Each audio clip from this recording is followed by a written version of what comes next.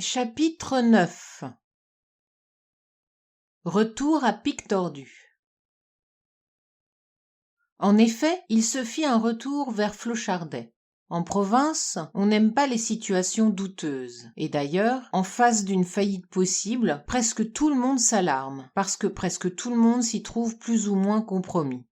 Quand tout fut liquidé rapidement et quand on vit l'honnête artiste absolument dépouillé attendre gaiement devant sa toile les bienveillantes figures de ses concitoyens, ces figures arrivèrent en souriant et après 1000 marques d'estime et d'intérêt plus ou moins délicatement exprimées, on le mit à même de travailler.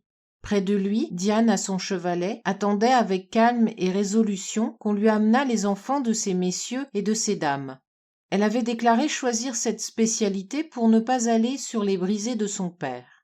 On lui amena toute la jeune génération de la ville et des châteaux d'alentour, l'espoir des familles, l'orgueil des mères, une série de marmots presque tous beaux, car il ne faut pas oublier qu'Arles est le pays de la beauté.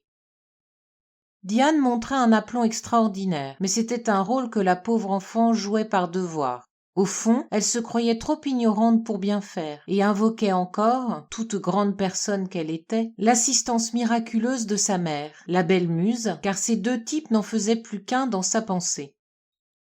La première fois qu'elle se risqua, elle chercha, la veille, dans son secrétaire, une vieille relique qu'elle n'avait pas regardée depuis longtemps, la petite tête de Bacchus enfant trouvée à Pic-Tordu. Elle avait depuis ce temps appris à s'y connaître, et elle la trouva encore plus charmante qu'elle ne lui avait semblé l'être. « Cher petit Dieu, lui dit-elle, c'est toi aussi qui m'as révélé la vie dans l'art. Inspire-moi à présent. »